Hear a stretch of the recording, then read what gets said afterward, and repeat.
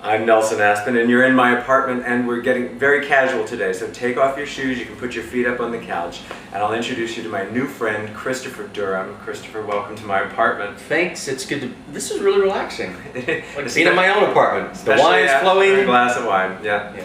I met Chris actually through Louise Shaffer. I don't know if you saw the interview with Louise here on We Love Soaps. I worked with Louise a quarter century ago. I was aware of Chris because... Actually, it was 40 years ago. It was we're not telling tales. In soap times. Yes, was it... she told me that story. Eileen Fulton was on her first husband. I was typing some scripts when I met Louise. But she said to me, oh, you've got to interview Chris Durham. And I went, Chris Durham from Capitol? Yes. She met him at Ryan's Hope. So we tracked him down, here he is. I remember in first we call it Crapitol. But was that your first show? Your first soap? It was my first. I was scared to death. And you spent a considerable amount of time with your mullet in a Speedo, as I recall. Always. John Conboy made a comment to me, he said, you won't have any clothes on for the first 3 months for the summer but a Speedo. And I was like, okay. And he was right. Were you comfortable with that? Was it no big deal? I didn't know anything. I was fine with it. I mean, I was young and I was just glad to have a job. So, and I learned a lot, and I met some really good people. Like Constance Towers is my best memory. Constance Towers played your mother. She did on Capitol. Was she your? And today's her birthday. Today is her birthday? Today is her birthday. Happy birthday, Constance Towers. Did you know Roger? I just sent her. I started doing this thing last year because I don't know, I guess as you evolve, there are people that, and as you get a little older, I think you get a little more sentimental.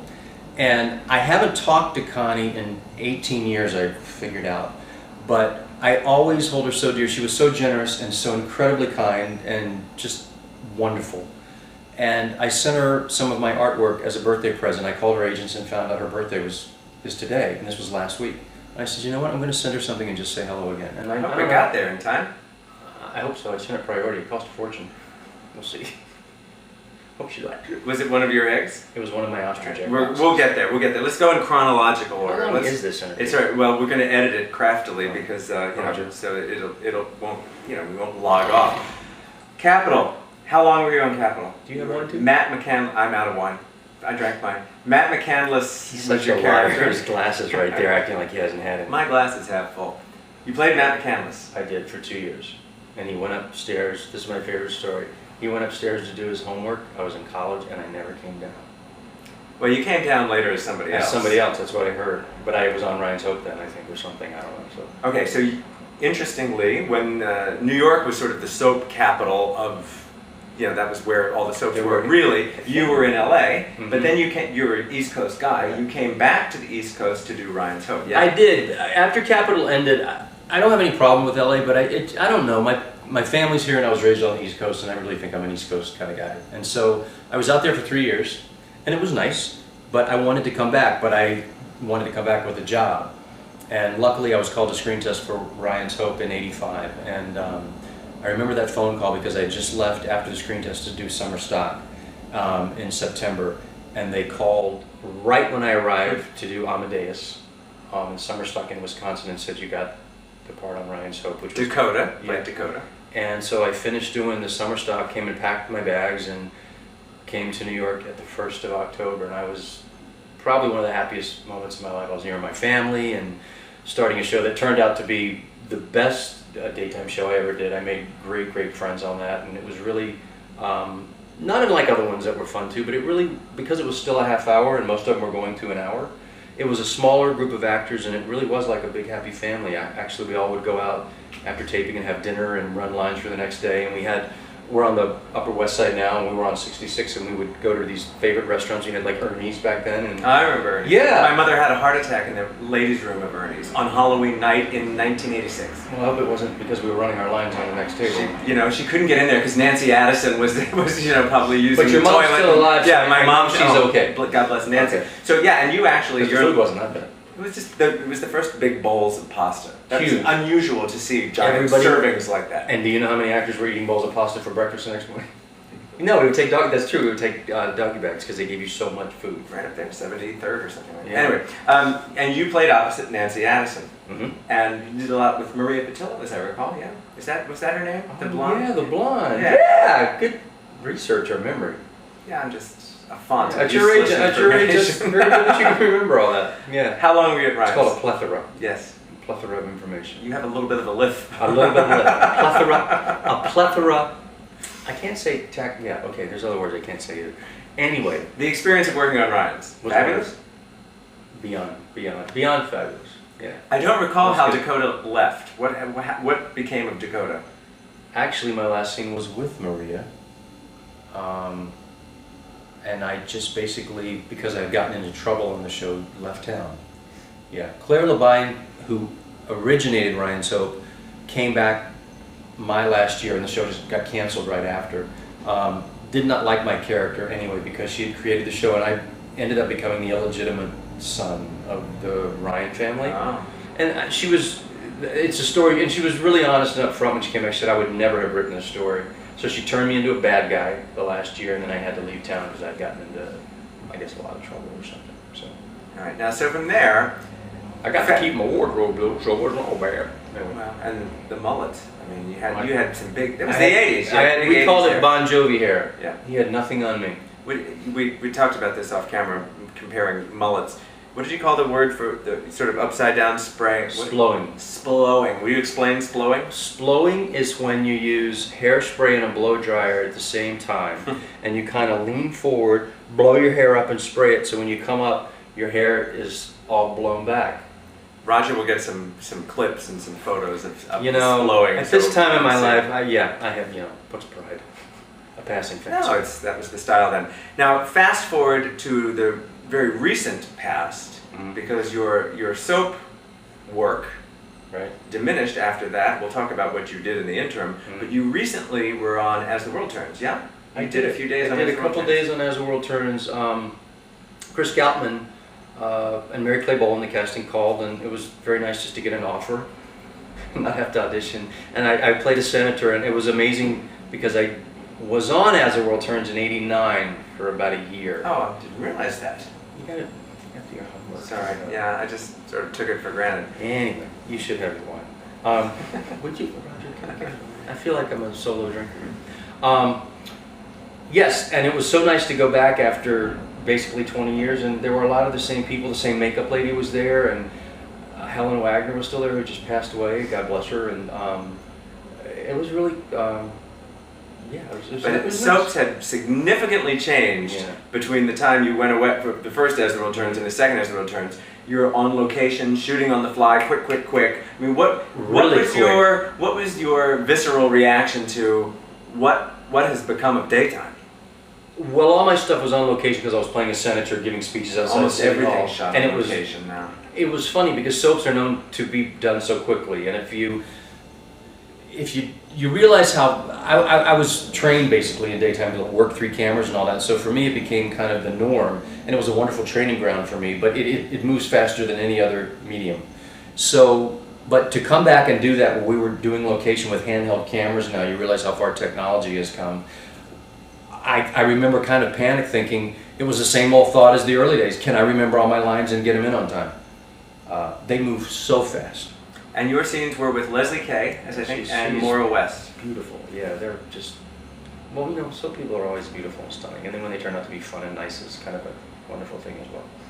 So now, Leslie Kay, I love. She was awesome. It's not true what they say about the blondes are the good ones and the brunettes are the bad ones. I don't know if she was a good or bad character. I wasn't there characters. Yeah, I don't know. Maura played her sister, right? I didn't really know the show. I came in so fast, and Maura was coming back to find her sister, who had come to New York for a reason because she was having an affair with me, the senator. And that's kind of all I knew. See, you've come full circle. Capitol, there were senators. It was a political thing, and now I can play granddaddies. No. All right. So in all that interim, we know if anybody that's gone to your website, ChristopherDurham.com, has seen hyphen.com. I didn't know your middle name was hyphen. And someone else already had it. Some English professor. Can you believe that? It's a very English name. But you go there, you can see his demo reels. You see the work that he did on Law and Order, Rescue Me, a lot of the New York-based shows. But aside from the acting, you're quite passionate about your art and animals. Why don't you tell us That's the phone call, which will probably be edited out. So if it is edited out, I just got a phone call in the middle of this interview about an injured bird, which tell us about gracious enough to let me take. I grew up on a small farm in Virginia, and we always had animals. So when I moved to New York, one of my concerns was, I've always had dogs since I came here. Is there any wildlife and stuff? And what I realized, there's a huge need in New York for wildlife rehabbers. And so I ended up getting my license through the Department of Environmental Conservation. And I'm one of the few people, I've been doing it since '98, who I was listed on their website, and they call me when there's an injured animal, a bird, or I specialize in small mammals, which in New York is mostly possums and groundhogs and squirrel. And that's kind of my give back from my love affair with New York City. And there's a ton of wildlife, not just in Central Park, but in the surrounding burbs, and maybe the calls from Staten Island about raccoons and stuff, and skunks, how to get a skunk out of the basement. And how do you get a skunk out of the basement? I say you put on something that smells worse than the skunk and ask him to leave. It's not that hard, really. You set a trap and you get them. But mostly what I do, besides taking in animals that are injured or orphaned, is give a lot of advice over the phone. It's kind of a networking thing.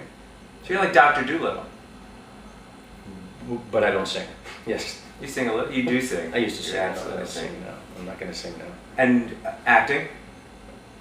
When I'm doing You're acting. with the What animals, kind of I don't acting? act when I work with the animals. I'm very real. W.C. Fields always said you should never work with children or animals. And I think he's probably right. Very wise. What kind of acting work are you doing? Because I know you're constantly out there. I'm constantly, one of the things you learn, I'm proud to say I am a working actor for 28 years now. And this year I just did another, spot on Law and Order Criminal Intent, which just aired. I just did a little part on the season finale of Mercy. Just did a fun part in a movie with Bernadette Peters, who was another animal activist, and I finally got to meet her, so that was a big thrill for me.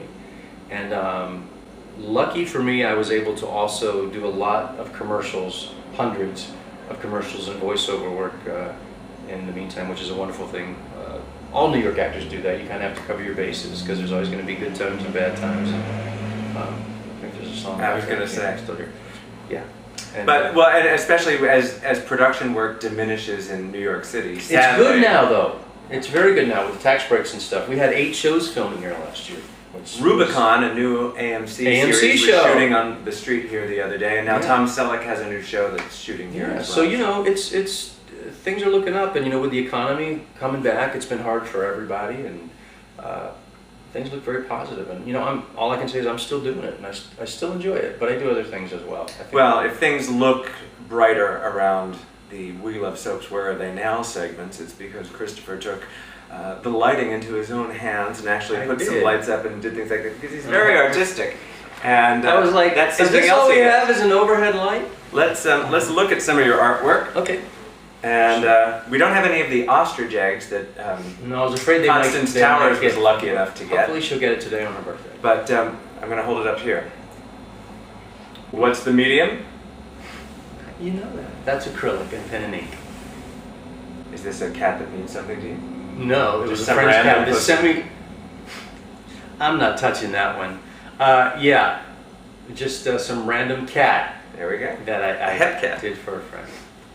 This one I love. Beautiful. And I don't know. Anyone who knows art knows hands are very difficult. Anybody who's ever tried to paint a hand. Yeah. I don't know if you can see that very well, Roger, because I did cover this in glass. I found this in the New York Times when they first went to color in the newspaper, and it was from one of the Paris fashion shows, and I just thought that was the most amazing dress. And so I painted a series of this using different colors about 5 or 6 times. I ended up giving that away as a gift to someone, but I just think that's amazing. If I'd known, we would have had a contest. And because I love plants, I'm also a gardener.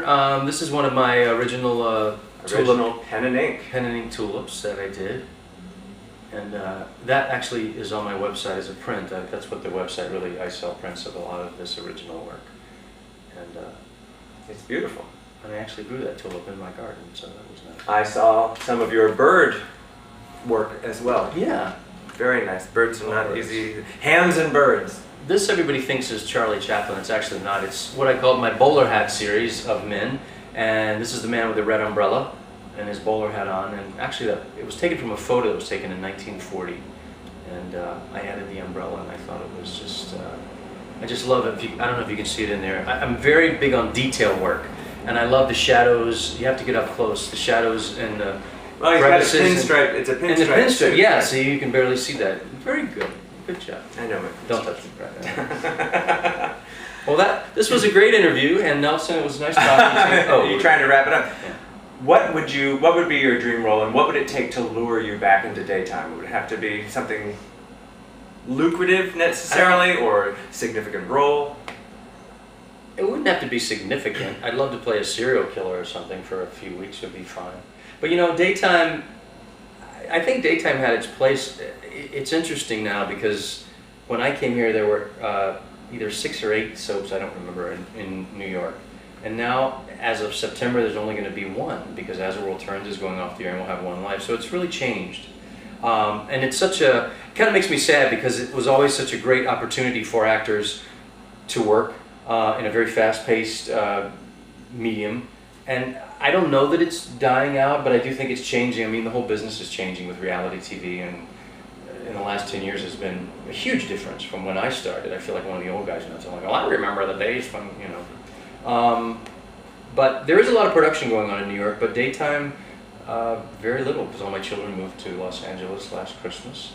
And it's a shame because young actors, I had such a wonderful opportunity to jump into 3 or 4 in my first 6 years here, and that taught me so much, and they have a limited opportunity now, so that's kind of sad. A lot of the veterans are doing web soaps now. Is that something you'd be up for?